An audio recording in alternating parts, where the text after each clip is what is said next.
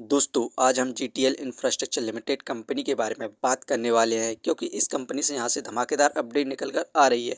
इसके बाद इस कंपनी का नेक्स्ट टारगेट प्राइस क्या हो सकता है और इस कंपनी में जो हमें 6 महीने से लगातार गिरावट देखने को मिल रही है उसको भी हम देखने वाले हैं। तो आइए वीडियो को स्टार्ट करते हैं। दोस्तों जीटीएल इंफ्रास्ट्रक्चर इंडिया की पहली इंडिपेंडेंट टेलीकॉम टावर कंपनी है जो कि 2G, 3G, 4G और 5G टेलीकॉम टावर को यहाँ पर ऑपरेट करती है इंडिया के डिफरेंट स्टेट में।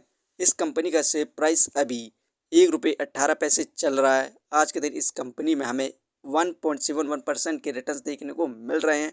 वहीं पर 6 महीने में इस कंपनी के द्वारा हमें ज़बरदस्त गिरावट देखने को मिली 31.61% की। यहाँ पर 6 महीने पहले इस कंपनी का शेयर प्राइस ₹1.74 था। इसका सपोर्टिंग रेसिस्टेंस ₹1.14 है।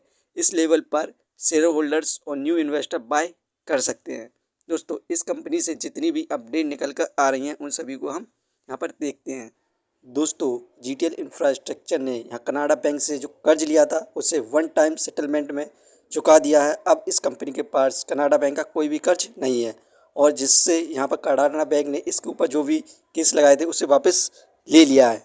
जीटीएल इंफ्रास्ट्रक्चर का जो क्वार्टर का रिजल्ट आया था उसकी परफॉर्मेंस की बात करें तो नेट सेल 356.49 करोड़ हुई थी। हमें यहाँ पर इंक्रीमेंट देखने को मिला 5.98% का, जबकि पिछले साल इस कंपनी की 336.38 करोड़ हुई थी नेट सेल। नेट लॉस हुआ इस क्वाड्रेंट 193.47 करोड़ का। इंक्रीमेंट देखने को मिला 9.61% का, क्योंकि यहाँ पे पिछले साल इस कंपनी को नेट लॉस हुआ था 214.05 करोड़ का। यहाँ पर इस कंपनी ने अपने जो लॉस में सुधार किया है, इस समय कम हुआ है। अबीटा 132.14 करोड़ सितंबर में हुआ था। इंक्रीमेंट देखने को मिला 75.74% का। पिछले साल अबीटा 75.19 करोड़ था। यहाँ पर इस कंपनी का जो क्वार्टर रिजल्ट आया था शानदार परफॉर्मेंस देखने को मिली थी। कंपनी के द्वारा यहाँ पर लॉस कम किया गया था। दोस्तों इस कंपनी को हम फाइनेंशियल क्वार्टरली बेसिस पर देखें तो यहाँ पर आप देख सकते हैं सितंबर 2024 में यहाँ पर 214 करोड़ का लॉस हुआ। दिसंबर में 210 करोड़ का, मार्च में यहाँ पर इंक्रीज हुआ लॉस 249 करोड़ हुआ था। उसके बाद जून में लॉस कम किया 232 करोड़ किया, सितंबर में और ज़्यादा लॉस को कम किया 193 करोड़ किया।